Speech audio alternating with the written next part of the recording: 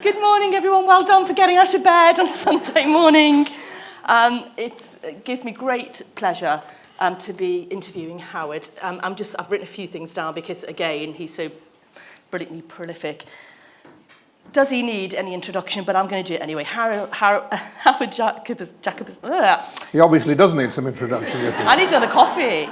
Howard Jacobson is a prize-winning, broadcaster, journalist, prize-winning novelist. This is his 16th novel, would you believe? His novel, The Finkler Question, won the Booker Prize. He's twice won the Bollinger Everyman Woodhouse Prize.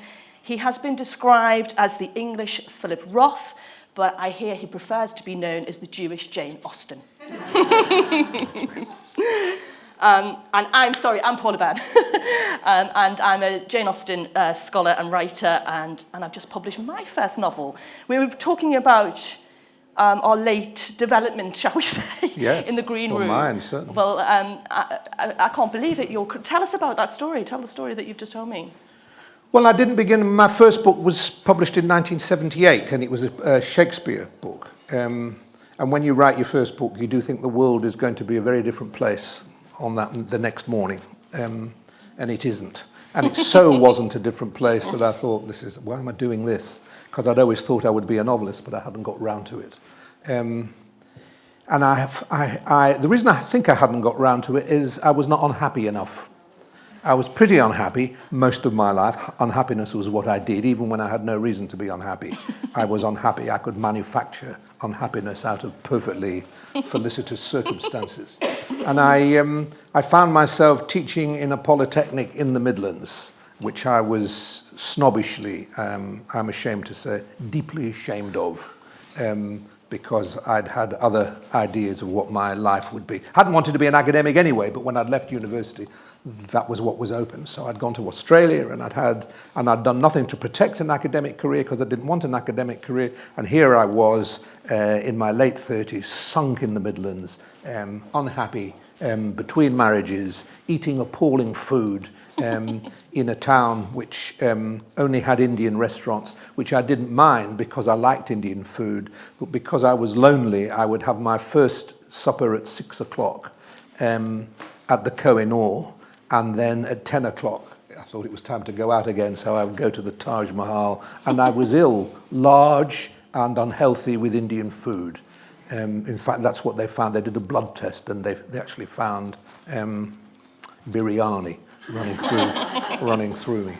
Deeply unhappy and absurd, and I thought, well, I'm not going to write Crime and Punishment, I'm not going to write War and Peace, I'm in a campus without a campus, I'll write a campus without a campus novel, which had not been what I'd ever wanted to write. So I did that. It was a novel called Coming From Behind, and it worked. People liked it, and I was launched. But I was 40, really, which is quite late to do that. But it did take absolute desperation to do it, because I'd been wanting to write a novel sort of from the moment I was born.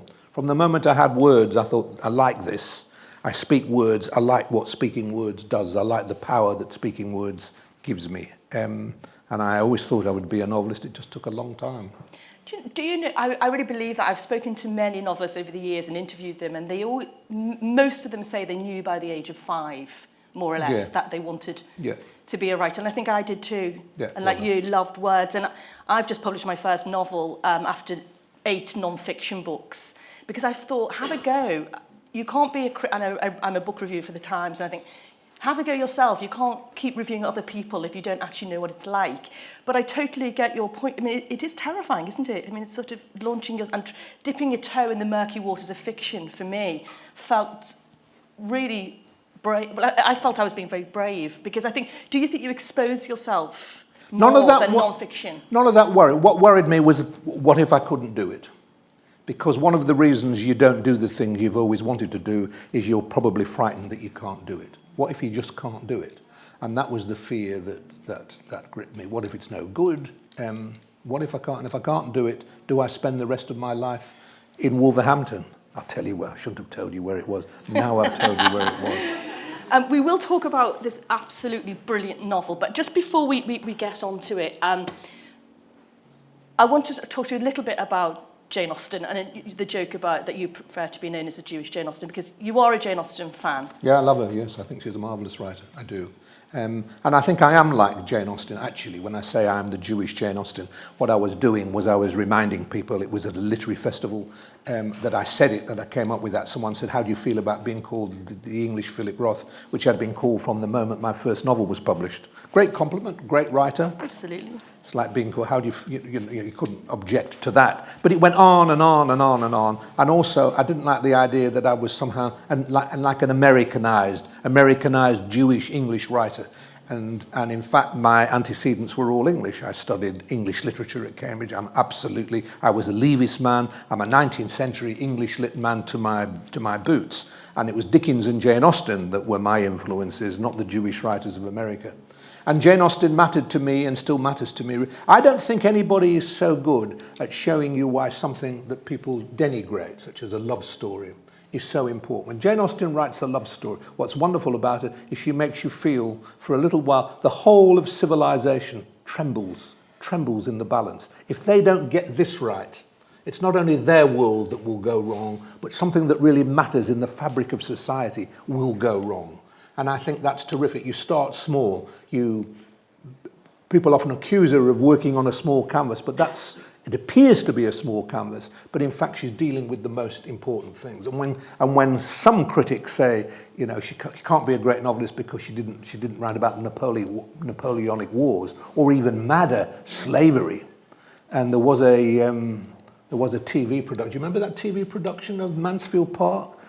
Where I switched on in the middle of it and thought, why are we in the West Indies, and why are the slaves in the field? Is this Mansfield Park or not? But someone had decided that they had to update Jane Austen, and Harold Pinter actually was playing Sir Thomas Bartram, who was beating slaves. That famous scene in Mansfield Park. That never happened. And you don't need to do that. It is not. It doesn't mean you're no greater or lesser a writer whether you deal about great events or not. And that's kind of my credo as a novelist too. You can write about something tiny, and it's as significant as your language makes it. Your significance is in your language, not in your themes. And it has to be said, men who've said that Jane Austen can never be a great writer because she writes about on a small canvas. Yeah. I want, just before we get Leavis, could you just tell us a little bit about F.R. Leavis and tell the audience about his influence on you? Because I think it's important. The great F.R. Leavis. Do you know who I mean when I say that? Some of you will, some won't. I don't think I can introduce him to F.R. Leavis here like that. He was a great critic. He was considered to be austere and puritanical. He was the one that said the great English novelists are, and no one ever forgave him for that because people wanted to say, no, there are millions of great English novelists and this is too prescriptive. He made an art out of prescription. It was exhilarating. It's terrific to be taught by a teacher who says this is good and this is not. It's not a tyranny. It's the opposite. It gives you the energy to oppose, and being taught by him was not frightening. What it did do, though, is it probably contributed to my slow start, because he gave us such a vivid and clear idea of what really good writing was. It's not any old thing. It's this. It looks like this. And when you've looked at the really good stuff, you are asking yourself all the time, can you measure up? Are you good enough? So if that slows you down, that's not such a bad thing. We live in a world of creative writing classes in which everybody is told they've got a novel in them and they should get one out as soon as possible. Mm-hmm. And Leavis was the opposite to that. He was a very interesting figure. He'd been gassed in the First World War. He was a conscientious objector. He came back from the First World War almost unable to speak, and then he married a woman, Queenie Leavis, who helped him speak again. And he was very charismatic. He was said to be like Shelley when he was a young man. Wasn't a young man when I met him. Very charismatic, formidable, and actually very, very funny speaker. So let no one tell you that this was mere Puritanism. It was stringency, all right. But to be taught by a stringent teacher is the greatest thing that can happen to you, I think. No relativism there. This is good and that's not, and disagree if you want. And of course we did. When we had the nerve. Why does the novel matter? Oh, I did that yesterday. Oh, no! But, I did that yesterday. Do it again. The novel matters at any time, but particularly matters at this time because it's not a statement. The novel is not for the writer of the novel, and indeed should not be for the reader of the novel, a statement of what you already know. We are living in a world of made-up minds. The world of the internet is a world of absolutely made-up mind. This is what I think, that's what you think. Nobody's speaking to one another. The novel is much more exploratory. You don't know what you think. You find out what you think.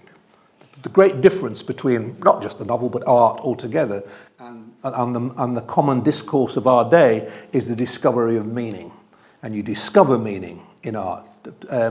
Picasso said a wonderful thing. I'm always quoting it. It's so simple. How is it that every painting that you paint never turns out to be the painting you thought you were going to paint? You never hear anybody say, how is it that every time I tweet, it turns out to be a different tweet from the one I thought it was going to? It's another discourse. And more do we want this discourse of discovery. Not to be nice to one another. I don't much care about violent language. I mean, it's not even, the language we say is violent is not even that violent. Read Alexander Pope and you'll read much more violent language. But it's some other way of finding your way to language and another way of using language. And of course, the other obviously great thing about the novel is it takes you into a world that's not your world. So you must never say about a novel, I didn't like it because I couldn't identify with the characters. That's a hanging offence. I couldn't identify with the characters. Fantastic. I've just read this wonderful novel. I couldn't identify with anybody. I didn't like anybody. I didn't know where I was. The whole thing was completely foreign. Hooray. Great. So the novel isn't dead. I remember having a conversation with my editor sort of 10 years ago, and I said, and people were talking about the printed novel is dead because it was when Kindles came out and ebooks and I said to my editor, is the printed novel dead? Is it a thing of the past? And she said, we honestly don't know. She said, we don't know how it's going to go. And it didn't go that way. More people are buying printed books, carrying books, and less people are reading Kindles, which I think is really interesting. I love that. Have you seen I talk about Twitter, but there's a marvellous tweet that sort of comes around and it says, the novel is dead. And there's a whole tube of people reading a book. It's absolutely brilliant. And I don't, do you Kindle? Do you ever use a Kindle? I do. I own a Kindle and I take it on holiday. And I've never finished a book ever on Kindle. No, I can't get on with it. And also, I'm really nosy. I love to see what people are reading. So I'm always peering to see what are you reading, and you can't do it on a Kindle. It's very frustrating. You can't attack the book. You can't have a wrestle with the book. I mean, reading a book, it's wrestling with the angel. You mark it. Well, this is my own book's got pages bent. It's got markings in it. It's got things fall out. You take a book from your shelf that you read 30 years ago, and a bus ticket falls out, and you remember where you were at that time. It may only be Wolverhampton, but still, the bus ticket turns out, and the whole history of you and the history of your reading is contained in a book. You can't have that in a Kindle. You can't write all over it. You can't throw it, because many a time I have thrown a book, not at anybody, but just thrown a book. And that physical relationship with a book, for me, is part of the reading experience. Yeah. I found my copy of Mansfield Park, which I had from the age of 14, and it fell out in my hands. I was going through my bookshelves, I was packing the books, and it just fell. And as you said, the flood, tsunami really of memories when I held it, and I was looking at all my notes about Fanny Price and I was that 14-year-old girl at night school being taught by John McLaughlin, the best teacher ever in my life. And you can't do that with a Kindle, can you? No, anyway, we're here to talk, long preamble, to talk about how it's the 16th book. And I really think it's honestly so beautifully written. It's so poignant. It's so laugh out loud funny. And it's very touching because it is about a love story between old people. 90-year-olds. 90-year-old people. They're 90. We're not messing around 70. Here. They're 90. They're 90. So let's talk about the book, and then we're going to have a couple of readings, and then we'll without a spoiler alert, we'll be very careful about not spoiling it so you can all buy it. So tell me about the genesis of it. How did you have this idea of, did you think, I want to write a book about very old people falling in love? No, I wanted to write a book. About... Why would I want to write a book about getting old? Isn't it funny? And about becoming an old man and the humiliations of becoming an old man. I don't have to enumerate what they are. I mean, we all know what they are. You wander around, particularly if you're... And I saw this man who wanders around, who's been a walking man and wandered around London, North London, and the London parks all his life and loved doing it, but suddenly realises he has to have a map in his pocket of where all the lavatories are. That's one of the sad things that happen. I've heard to men as they age. And I also wanted to write about shame. I've been almost, you could say that almost every novel I've written really is about a man feeling he's getting old. I've never written about being young really because I never have been young. I just didn't do youth. I skipped youth. I didn't like being young. I thought it was a humiliation. I couldn't wait to be older. I was ashamed actually of being young. So almost every time I start a book with that's what I'll do now. And I say to my wife, I think I'm going to, she said, well, what do you want now? I'm on this. She said, but you've done that. You've done that. I said, no, I've not done it, but I've talked about doing it. So that's my usual beginning. And then what happens is I think I can't keep doing that. I can't keep doing an old man's shame again. And I started to just push it to one side. And I was very interested, though, in a little bit extra about this old man, and that was the whole business of memory. Getting old interests you in memory, forgetting and memory. And I liked the idea that this was a man whose shame was based on the fact that he couldn't forget things. His life was...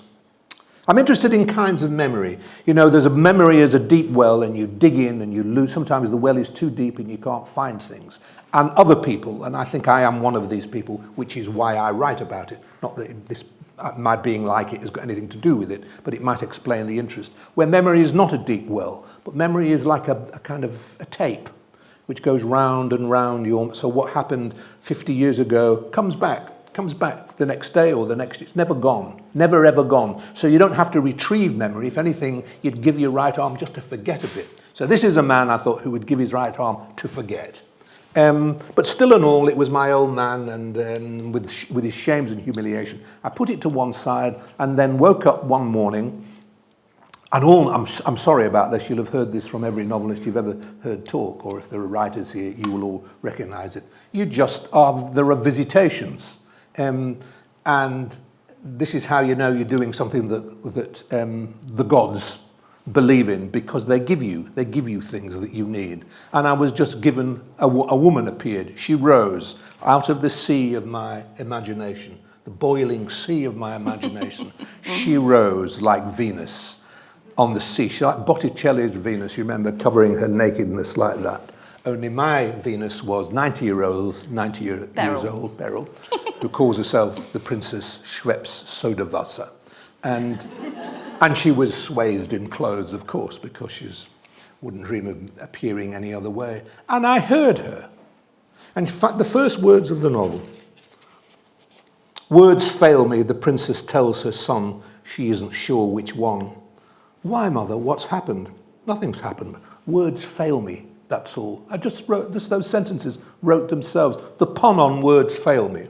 The idea that we're in a world now in which immediately I thought, he can't forget, she can't remember. But when she said, words fail me, she also means because I'm angry about everything all the time. So there's the pun of words fail me. And she was there, and she was 90. She wasn't 70, she was 90. So I said to my hero, well, sorry about this, but you're going to put on 20 years. You're going to be 92. And I'm now going to have the challenge of thinking about not people my sort of age, but people even older than me. And what if, I suddenly thought, what if? I saw this, I knew how this woman would talk, I knew what she looked like, I knew the advantage of her because she's imperious, utterly rude, utterly contemptuous, doesn't like she'd be married 1,000,000 times. So in a way, she's had the kind of, I saw her too as a woman who'd had the erotic experience of the 20th century. She'd had loads of husbands, loads of lovers, and she would give voice to the 21st century even's woman's contempt of man. Why I wanted to write contemptuously of man, I don't know. I've listened to lots of women. In my old age now, I can look back and think, I've heard a lot of women being rude about men. Primarily about me, but about other men too. And I kind of liked it. I like women's contempt for man. I like the shape of it. I like the sound, the poetry of it. And suddenly it's quite interesting. We've got a lot of it on television. Very, very. Who are the best comedians on television now? Best 10, all women. the rudest, the cruelest, the funniest, the most surprising, they are women. And something's boiled up really in women thinking about men that's kind of exciting and freeing for a writer. It freed me, for example, from having to be a man and having to be careful all the time. If you're a male writer now, you've got to watch every pronoun. Singular plural, you've got to call everybody they, which is horrible. You've got to watch, make a joke. You've got to be careful with your jokes. Not that you allow that to control you in the end, but it's something that just stays your hand for a moment. And I thought with her, who's as rude as anything and doesn't care what she says, and because she's a woman is licensed at the moment, and that's fine, in the way that a man isn't. This will be freeing for me too. I can enjoy through her being just free to not worry about my pronouns, because she certainly doesn't worry about her pronouns. So it was a wonderful, liberating, exciting thing to find her. I love Beryl. Let's stay with Beryl just for a minute, because she really does talk about rounded cat. She jumps off the page, doesn't she? She's, as you say, she's rude to her carers. She has 2 carers, and she's rude to them. She doesn't really like her sons very much. But I really love Beryl. She's so funny. Should I read a bit? Is this a good moment? It's a very good moment. The way your description of it... She doesn't have a filter at all. She just doesn't have a filter, and it's so refreshing to read about a character that isn't. And she is also just more context. She was very beautiful, wasn't she? Yes. And she... well, we'll talk about that later, but... Still is. I mean, there are looks. Beautiful. I like the looks. I like the looks of women. I really like... all this is a lottery, of course. You have to have... If you're riddled with bad health, nobody looks any good. And although she's got carers, there is a strong sense throughout the novel she doesn't really need them. In fact, she affects illnesses to give them something to do. She falls out of her chair, doesn't she? Yeah, she falls out of the chair so that they can come in and pick her up. And I love how she identifies with Cleopatra, and that's exactly what I was thinking before you said it. I thought she's all things to all men. Yes, she's well read.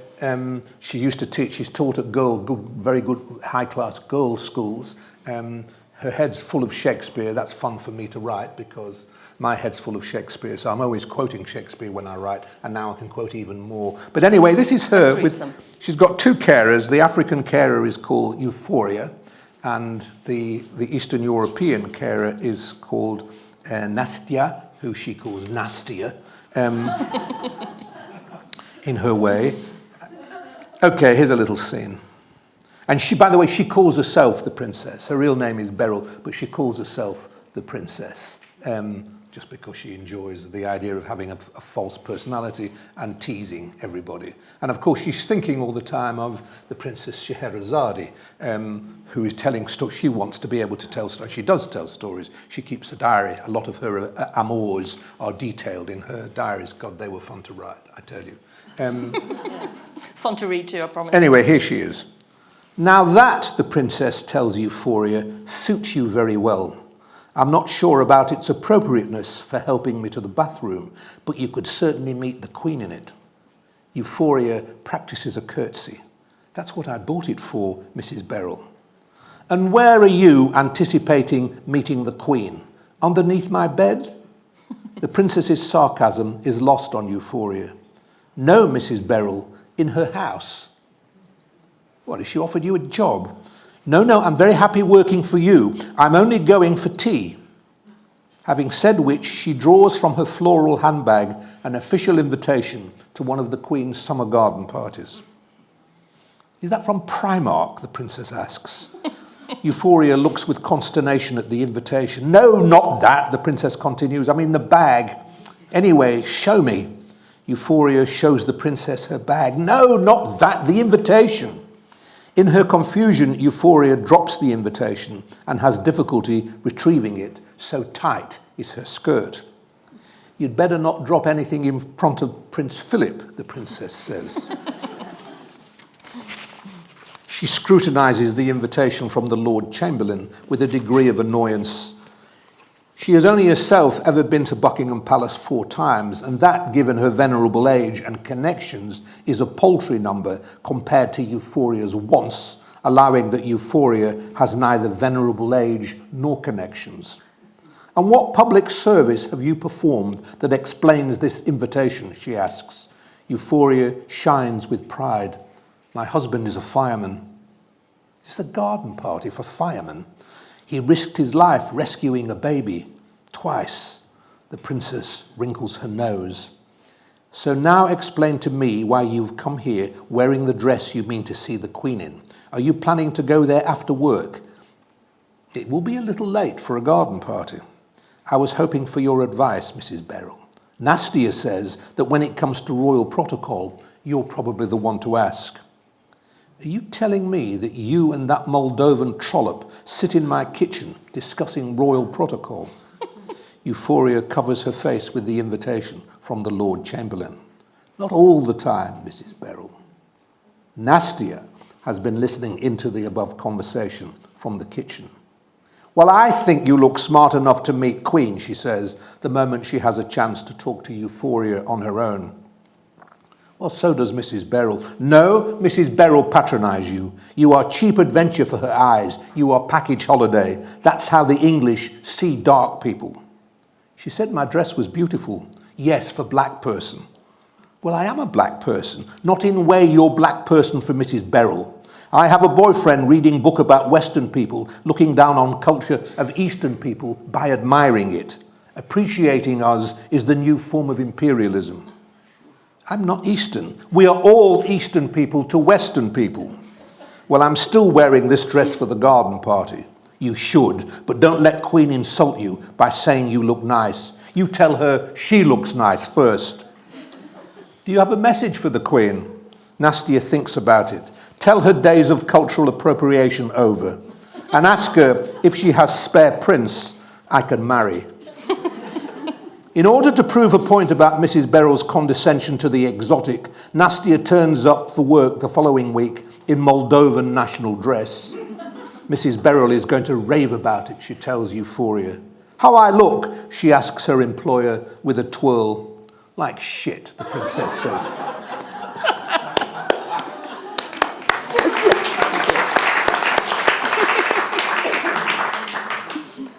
Well, you can see you have fun writing a character like this. Can we talk a little bit about the structure of the book? Because there are two main characters, so there are two main voices, and you alternate the voices until the moment that the characters meet. Could you just talk, why did you do that? I wanted there to be some suspense. And the suspense I write about is never the adventure story suspense. I can't do that, and I'm not interested in plot. I'm just not interested in that. So for me, usually the suspense is the Jane Austen kind of suspense. Will they or won't they? Will they meet? Won't they meet? Will they marry? Won't they marry? Will they be reconciled? Those are for me, the only questions that count. So I wanted to keep them apart. They don't know each other, although they're living on opposite sides of the Finchley Road. She is in... the idea that they could be neighbours but haven't met appealed to me for some reason. She is... in her house, pretending to be ill and writing her diaries. And he is, despite his great age, living in a little flat across the road and working in a Chinese restaurant where he does a sort of version of card tricks. It's necromancy, actually. I won't go into why he's interested in it. Not necromancy, what do fortune-telling. Necromancy is in something entirely different. Fortune-telling is well. Cartomancy, yes. And I simply got that idea because my dad, who was a children's magician, used to do that. I never knew where I was going to find my father next. And I would go out with a girl to a Chinese restaurant in Manchester and suddenly things would go very strange around our table. And there was my dad with a pack of cards going, shh, don't let on, shh, don't let on. So I've always liked that idea of a man going from table to table practicing what my father called close magic. Trouble with my father's close magic was you could see how every trick, absolutely how every trick worked. So he's doing that, and we learn their stories, where he's been, what's happened to him, the reason for his being, his childhood, what it is that he's ashamed of himself. He does something when he's a little boy that he's ashamed of. I'm not going to tell you what it is, for all sorts of reasons. Find out. But I had an argument with my publisher who said nobody would be ashamed all their life of something as trivial as that. And I said, that's why you're a publisher and not a novelist. Novelists are ashamed. You're born ashamed. Shame is very important to me. I was ashamed of everything when I was a little boy. I've kept shame up I managed to be ashamed of most of the things I do since. I polish it up. It's one of those things you shouldn't neglect, really. It's a gift, shame. And I think it's very important for a writer, certainly some kinds of writer. Shame was one of the reasons I wrote, and particularly the way I wrote the things that I do. The best way of getting rid of shame when you're young, I felt, was to write about it and to write comically about it. And if you're funny about something that's made your life a total misery, you gain an ascendancy over it. You are in charge. You've beaten it. Look, you think, if you're ashamed, you assume that the whole world is looking at you and judging you. And sometimes it is, and sometimes it isn't. And to that world that is looking at you and judging you, you say, I judge myself even more strenuously than you do, and I'm funnier about it than you are. So you've as a defence mechanism. Yes. But he doesn't joke about it, does he? That's the problem, is he can't joke about it. No, he's not a novelist. He hasn't won the Wingate. No, that's another prize. What's the name of the prize I've won twice? It's a Woodhouse, the PG That's Woodhouse. Right. It's got the name of a champagne. What's it called? Bollinger Everyman. It's got the longest name prize. Bollinger Everyman Woodhouse Prize for Comic Writing, administered by the Hay Festival. Which I've won twice. Did you mention that I'd won it twice? Yes. And there'll be questions to ask if I don't win it a third time with this. This is why he's writing a book about memory loss. Yes, you can see why. So he does not have that recourse. No. So he's just stayed a rather formal, somewhat miserable man. But he's kept himself in good shape, the way the serious often do. So he has the most wonderful bathroom you have ever seen, which is full of rare soaps and beautifully made toilet rolls. I researched all this and discovered that there are toilet rolls that you can buy from Japan that have been dipped in special water somewhere in Canada or something, and he's got all these kind of soaps and things because he's scrupulous. Because of the thing that he did that he was ashamed of was a bodily thing. And he's ashamed of his body. I'm interested in writing about that. This runs right throughout the novel. He's an unnatural man, just as she's unnatural. She doesn't like her children. She doesn't like her husbands. She doesn't really like anybody very much. He's an unnatural man, which is not to do with dislike. He doesn't like himself. The challenge, therefore, would be to bring them together and to get them to be comfortable with each other and to like each other, and to do that. Once I had the characters, I knew this novel, the second half of this novel, when they meet, would be conversation. It would be falling in love through conversation, through words. I wasn't interested in whether they touched each other. There's no kissing, there's no physical stuff, there's none of. They talk. They talk and they talk and they talk. And I thought the challenge for me was, can I make it convincing to readers that these two have, and to me, that these two have indeed fallen in love through conversation. And it would appear from other people's responses that I have. I knew I had, but you never know what the world's going to think. Well, the reviews, I've got to say, the reviews are incredible. And do you know what it reminded me of when they do meet and they... Because you are a wordsmith, and you write beautifully, and you're so good at writing dialogue. Because when I wrote my first novel, I just thought, can I write dialogue or can't I? I thought, it's that simple for me. And I read out the first 5 chapters to my teen children because they are the worst critics, aren't they? And they'll just tell you the truth. And I said, I don't care about anything else, but is this how people talk? And the kids, and I read it and they started laughing, and which I wanted them to do because I wanted it to be comic. And they said, yeah, that's exact. And I thought, do you think you've got it or you haven't? Yeah. But for me too, I didn't want to do kind of Pinteresque kind of talk where you listen to people on buses and you get exactly the things that they said. I always I talked about this yesterday on the panel about novel writing and things. I always like a little elevation. Too much elevation and you're writing, bizarre magic realism novels. Not enough elevation and you're just writing, mundane. Pinteresque, yeah. So a little bit of elevation. So while what I write is, I've got to be able to imagine them talking it. It's nonetheless talking at a pretty high level they keep up a pretty high level of conversation. It's not just and of course her problem is she's losing words. So that for me as a novelist was what was I going to do? Keep having her miss words and things? I thought that would be tedious really. So she actually gives instructions to him, which lets me off the hook, where she says, don't pick me up. If I use the wrong word, don't pick me up. I will use the wrong word, just assume I've used the right word. So I give her the right words most of the time and enjoy the process of her finding words. Because it suddenly occurred to me when I was writing this in her, she's not got dementia, but she's in the foothills, if you like, that I'm not going to say that this is that would be insulting to say and gross to say that's one of the purposes of dementia or that dementia has a purpose. But we do in our lives make use of where we are and we can make use of illness and things. And it makes her very adventurous with words. When you've got to find a word, there's a kind of poetry in the finding of a word, and I enjoyed that too. So that's happening in their conversation. He's not lost words, he's just rather formal and enjoys the fact that she can use words he's never heard of before or use expressions that are unfamiliar to him. But sorry, I've come a long way from your answer. No, and I was thinking, my point was, which I sort of lost, it was my fault, is it reminded me that moment of Ivy Compton Burnett, because I think, do you like her? Not because just the way in which you were writing dialogue and using dialogue for revelation of character. I've not read her for years. That's just dialogue. It's dialogue. Guidance. But it's, I've just reread. I don't know whether everyone's read, but I think she's completely brilliant. It is good. Yeah. Brilliant because of the revelation, and it's not Pinter, it's better than that, because and the way that you use dialogue, it just struck me. I thought, gosh, this is so, because you understand the character, and she is losing words, and she is losing memory. She doesn't really believe in dementia, does she? It's rubbish. She doesn't believe in it. Nonetheless, she is aware that she's losing stuff. But she knows, and there's a beautiful and poignant scene when, I don't want to be a spoiler, but she goes into her wardrobe, and clothes have always been containers of memories.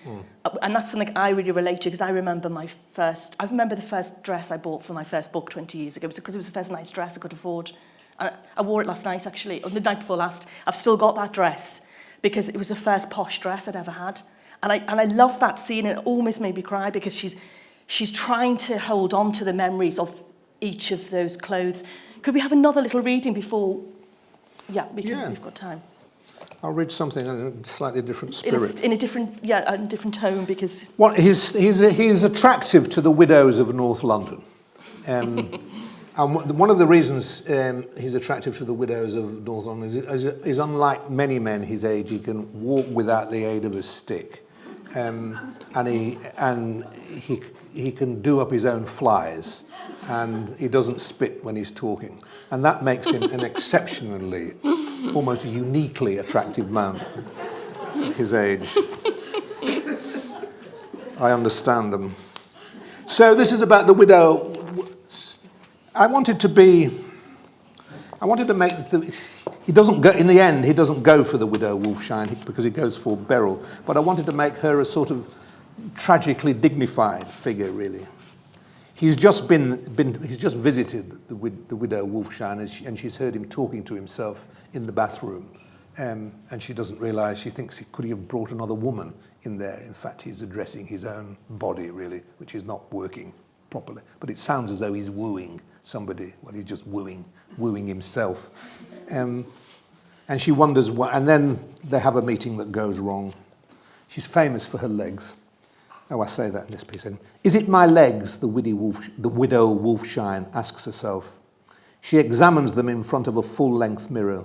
The ankles are all elegantly engineered, the heel discreet, the ascent to the tibia gradual, the talus bone unobtrusive. A famous jeweller had once encircled the widow Wolfshine's ankle with his thumb and forefinger and vowed to make a charm bracelet in its honour. Her calves, too, are nicely rounded, strong without being muscular. Higher up, there are the usual problems, but she's had a lifetime's experience promising higher up without actually delivering it. No woman in London knows better how to get in and out of a car than she does. Excuse me. She has even made a video demonstrating the art for age concern, though she isn't sure whether it's ever been screened. Could be too much for the old men. No, there is nothing wrong with her legs that she can see, but some of her mystique is gone. Excuse me. She has overcome many personal losses and battled illnesses with courage, but suddenly she wonders if she has the strength to carry on. honestly and truly, what is it all for? It's only a momentary waver. She will find the strength. She is of that class of person deserving to be heroized by the age that demands so much of it, the elderly glamorous. Old women who try to hold on to their beauty have always been the object of satire, as though giving in to decrepitude and senescence is a virtue. But it isn't only vanity that will drive a woman in her 80s to preserve her looks. It can be a sort of ethical seriousness, an expression of gratitude to the gods for having once received the gift of youthful loveliness, a desire to contribute to the aesthetic good of humanity, an act of respect to those who care about the appearance of things, an expression of reverence for life itself. It's no coincidence that women who answer to this description are almost as invariably as conscientious in the matter of charitable giving as they are in the matter of themselves, for duty is at the heart of how they live. So she will carry on to the end, buying new clothes, visiting her hairdresser once a week, paying a personal trainer to keep her pliable and toned, having the odd sign of tiredness on her face ironed out, and presiding over charitable events, though she sometimes no longer recalls what the initials of these events stands for. Oh, beautiful.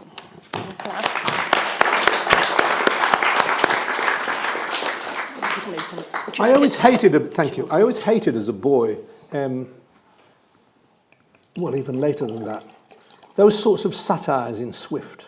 People like Swift, who, Pope I'm thinking of actually, who I know, probably Pope and Swift, where you see old women in front of the mirror and the fact that they're making up and trying to look decent is held against them. It's a very ugly satire, that, I think. So I was very consciously working against that sort of thing in this book. I will open up to the audience in a moment, but just before we do that, can I just ask you about how you work? Because I find people in the audience often like to know what the process is. Do you write every morning? How do you write? If a book's on the go, I like to write every morning, and I like to write early if I can, but that depends. I'm later. I used to write very early in the morning. I don't now. I now enjoy having a cup of tea with my wife most mornings. So we have our cup of tea and talk, and then I'll go to my desk at about 8:30. And then I will work all day if it's going well. This is if there's a book on the go. If there isn't a book on the go, then it's nothing like as disciplined as that. You have to be disciplined. You learn that quite quickly. Once you've written a book and you leave your job and you discover I'm now a professional writer, you can't mess around. You have to do it, otherwise you don't earn a living. It has to become a job, and those habits have stayed with me. And the wonderful thing that happens, and I only say this if anybody is in the course of starting this, everybody knows it's however much you want to write and love writing, it's very onerous to begin with, and you'll do anything rather than write. And then, in my experience, it changes, and you actually start to love it. You just love the process of it, and you love seeing something grow underneath you. It's like a kind of gardening, really, something mysterious. It is mysterious. Something grows under your hands, and you just get so involved you don't notice time. But I'm very much a writer. I'm not. Again, we talked about this yesterday in the group discussion. I'm not a planner. I kind of don't even hold with plans for novels. I don't think you should know where it is that you're going. Does a character ever surprise? I always think that there's a marvellous moment. I think it was Evelyn Waugh's Put Out More Flags, but I might be misremembering the novel. And Evelyn Waugh, there was a character called Angela, and she keeps sort of being found at the bottom of stairs, and he can't quite figure out why. And then afterwards he said, "Oh, she's an alcoholic. I didn't realise." And he was writing it and not realising it, and it was only afterwards. And the same thing happened to me in my novel. I hadn't realised something so intrinsic about my main male character until after I'd finished the book, and I went out for lunch with my husband and I went, "Oh my goodness, Edward is." And my husband said, "Well, of course he is." And I hadn't realised at all in writing it. Has that happened to you? Yeah, all the time. It needs to, and if it doesn't, there's something wrong. You shouldn't. Characters come that you didn't know. I love that. Who's that? Somebody just there, and that person, and you realise you've got a mate for that person. Of course, that person would fall in love with that person. When you're going really well, You've got them, they're meeting by morning coffee, they've met. By lunchtime, they're married. And in a really, if you're really going well, 6 o'clock, they're divorced already. And you didn't know who they were in the morning. They didn't exist in the morning. And just as exciting are those thoughts. I like thinking in a novel, although, if you're always told, show, don't tell. That's the kind of golden rule for teachers of creative writing. And it's quite true, you must show. But telling can be terrific. Jane Austen tells. George Eliot is a feast of telling. And I love being told by a really great writer, tell me all you like, tell. And I like telling.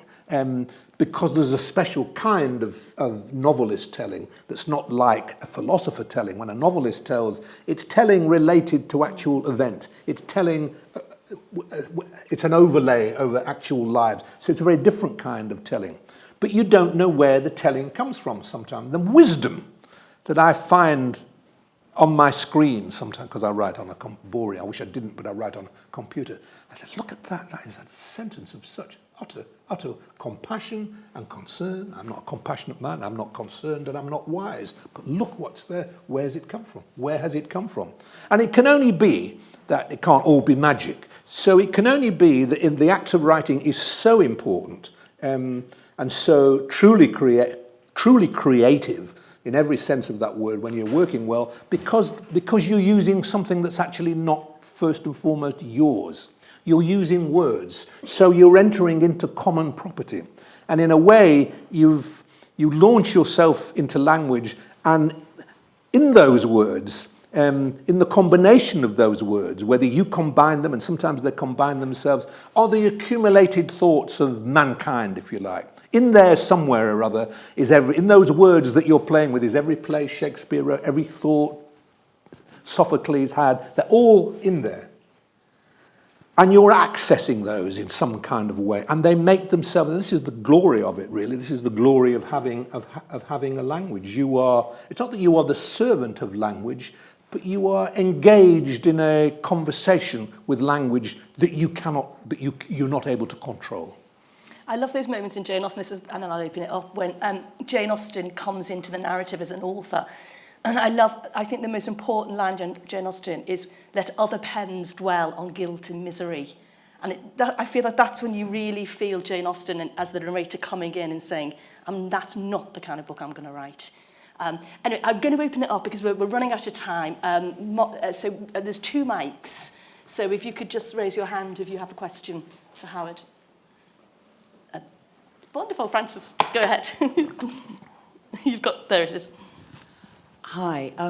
Howard, it's very interesting how you just sort of let flow onto the page when you write. And how much do you then later go back and revise, or do you actually think so carefully as you write that you don't revise later? Or does it just sort of, for you, it probably just ends up perfectly crafted?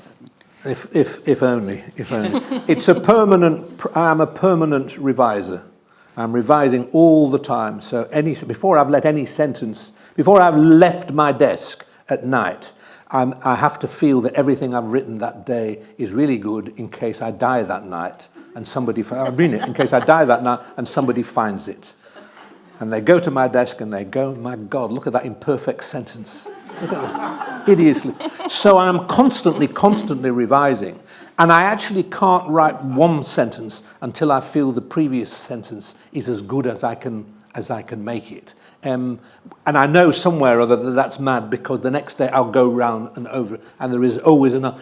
So I don't do drafts. I don't go, that's draft 1. It's a rolling process of revising and trying to do better until you realize that terribly difficult moment that all writers know, I'm fiddling now. This is fiddleitis. Yes. So that's all about writerly tact, isn't it? That's about how good your ear is, how good your sense of pace is, rhythm and everything. Leave that works. And you've now just ruined it. And that's a horrible thing too, when you think, my God, I've ruined it. So you have to save everything. So I save every second. I used to, in the early days of the computer, when we saved things on little fire sticks, whatever they were called, I had fire sticks everywhere. I hid them in the garage, I hid them in the garden. I had about 30 on the go. So it would be hours plugging in the fire stick and things. Because again, death and nobody knowing where the stuff was. Now it's not fire. Now I find the best way is to post things to myself. So I post what I've written to myself every minute. So as much time goes into posting what I've just written in case it gets lost to myself as goes into writing it. Not that there's anything mad about me. Howard, I've got a really simple solution. Google Docs. You can't lose it. Have you used Google Docs? I couldn't use anything with such an ugly word. Google Docs. You don't have to save. You just do everything. It's up there. I don't know where it is, but it's... Yeah, you don't know where it is. That's a problem. That's I don't know where it is. Another question? The lady at the back. Hello. The session is called about life, love, and death. My question is, whose death that happened in your lifetime affected you most? Well, my mother-in-law died only a couple of weeks ago, and that is affecting me now, and I'm still kind of thinking about that and waiting to be. She was 106, and it's very interesting because you think. I'd been thinking all along and saying to my wife, well, 106, it's great, and we used all that mad language, had a good innings. She wasn't interested in cricket, so what we're saying she had a good innings for. And you do think, okay, well, it can't be as tragic as the death of somebody much younger, and that's the case. But there is a grandeur pertains to a long life, and a particular kind of austere tragedy when a long life is over, because you just feel, well, something so significant is over. And I'm thinking about all that at the moment. I don't even know why I mentioned that, but, I can't not. But over a longer term, my father's death. When I was 20, my granny died, and that killed me because my granny had been like another mother to me. And I loved her. But I got over that fairly quickly. I get over these things much too quickly. In fact, I'm writing a novel now about getting over things too quickly, and it bothers me. But my father's death was particularly upsetting. He died at 72, and 25 years ago, I suppose it is now, it's hard to believe. And I had the feeling that, well, he got to 72, he had a good innings. And he said that himself, I've had a good life, and that's all right, but I could do it. And then this phrase haunted me. I could have used another 5 years, he said, and that stayed with me. And I kind of felt, I go on feeling the tragedy of his life, and I can't quite explain what the tragedy, apart from the fact that death itself just is a tragedy, just is. And it's enormous. It's an enormous thing. And I think about that all the time. But I guess in the end, there's no dodging it. The one death that you're thinking about most of the time is your own. I think about my death a lot. I think about ceasing a lot. Somebody noticed recently that cemeteries had crept into my novel a lot. I was beginning, first of all, I was ending novels in cemeteries, then I was beginning novels in cemeteries. Beryl and Shimmy meet. Ironically, they meet and begin their 90-year-old love affair in a cemetery. So, when at the end of The Tempest, what does he say? What does Prospero say? From now on, every second or every third thought shall be my grave. I've always thought, why isn't he thinking about it more than that? Every second thought. It's mine. It's my death is the one. My death is the death that I think about most, I'm afraid. Another question? Yes, the lady in the... And then we'll go to... There was somebody... Yeah, I'll come to you next. Howard, hi, thank you. You spoke a little bit earlier about your first novel and the state that you were in, somewhat rock bottom or something like that. But are you able to describe the sort of minute, day, hour that you actually took action and sat down at your computer or your desk on that day and began? No, that would be too hard. That's too long ago now. It was 1983 it was published, so in 1978. It probably took 5 years to write this quite slim novel. And I was teaching all the time, so I didn't have that much time. No, I can't remember anything interesting about that, really, except I I did a strange form of preparation for it. I was talking into a tape, though I never listened to the tape. I can never listen to a tape. On the occasions I've done interviews in my journalistic periods, and I've interviewed people, I've kept a tape and never ever listened to it. It's such a drag. But I was driving I had a double life. I was driving from Wolverhampton, where life was hell, to Cornwall, where life was, for circumstances I won't go into, also hell. So I was driving between hells all the time, just driving and driving and driving, as though each one had to escape one to go to the other, and then right away had to come back. And I thought I should use that period, really. And I talked into a tape and then never listened to it. The only time I ever listened to a tape was when I interviewed once Mel Brooks. And I asked him to, this story won't work unless I can remember the song. I can't.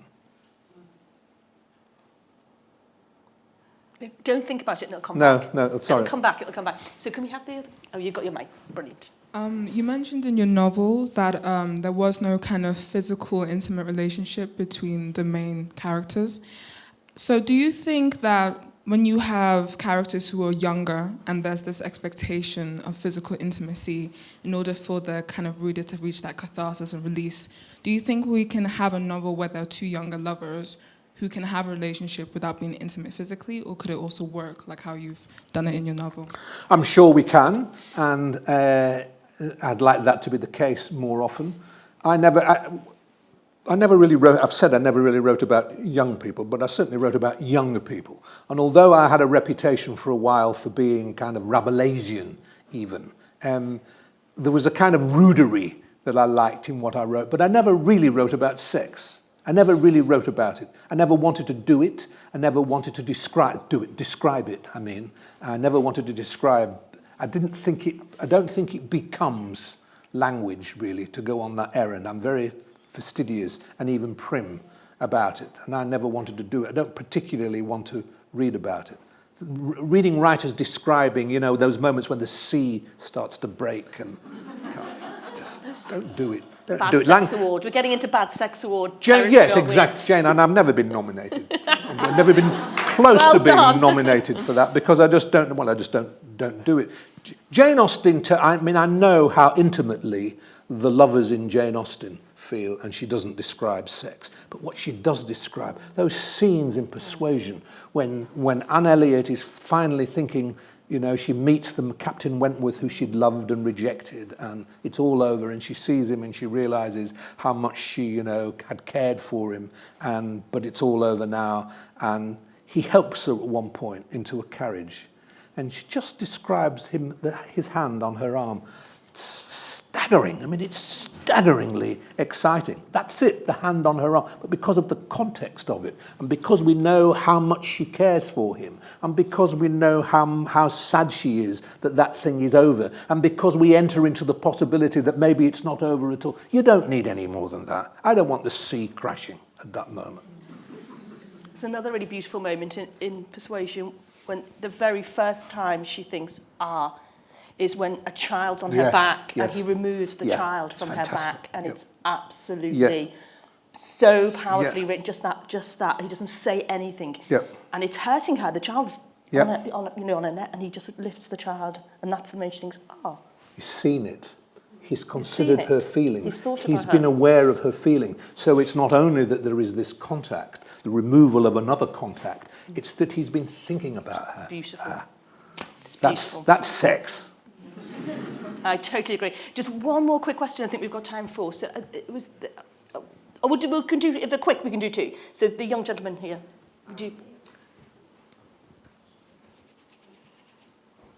You mentioned that you don't like talking about sex. Are there any other cultural taboos that you don't like writing about? I can't think of any. I don't even know whether I feel that it's a taboo. I'm not even sure it's because it's a taboo. I think it's because experience teaches you that it doesn't work very well. Except, well, no, I don't want to talk about those places where it can work very well, where you abandon any pretense of anything and you just say, well, this is pornography and that's that. And there are some good writers of There are some good writers of pornography, but that's another area of, that's where someone is saying, there is a taboo and I'm now going to break it, look. But then I can't think of anything. Could we very quickly go to this? When you're writing, are you aware of somebody's going to read it?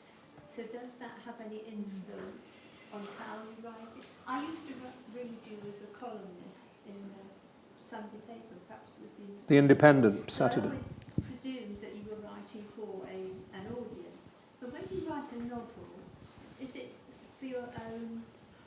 It's for your own, there's no difference. I wasn't writing consciously for a particular audience. I wasn't saying, well, this isn't a Times audience or a Guardian audience, or, I mean, sometimes, no, I didn't even think about that. When you were saying you didn't want anybody to find a half-written sentence after you've died, I wondered if you were aware then of what people might think of Humanity, not a particular person. I don't want humanity to find. I write for humanity. And Lawrence used to say, I write for the race. I write out of a religious sense for the race, as it were, which is a bit too grandiose for me.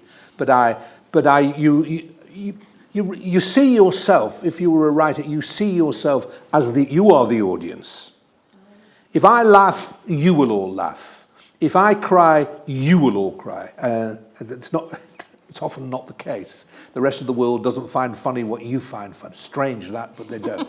and they're not moved by. In fact, more common you find that humanity is moved as you are moved, but a sense of humour is much more peculiar to yourself, I discover. So sometimes I think a thing is screamingly funny, and you just look across the room and people are going, "What? That's not funny."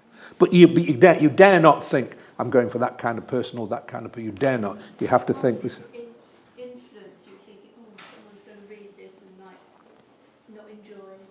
You can't worry about that. Yes, somebody is going to read it. You want the whole world to read it. Of course you do. You want everybody to read it. And your ideal reader is the perfect humanity of which you are the ideal symbol, you the writer. And I think on that note, what a marvellous way to begin our Sunday morning. I don't know about you, but I feel like I've had a shot of oxygen in the arm. So this is the marvellous book, and Howard, I think you're happy to sign, is that right? I will sign, yes, of course I will. Please support writers. We need you more than ever. I know it's a difficult time for everybody, but the book is so important, the printed book, so thank you for coming, and huge round of applause, please, for Howard. Thank you for coming. Thank you.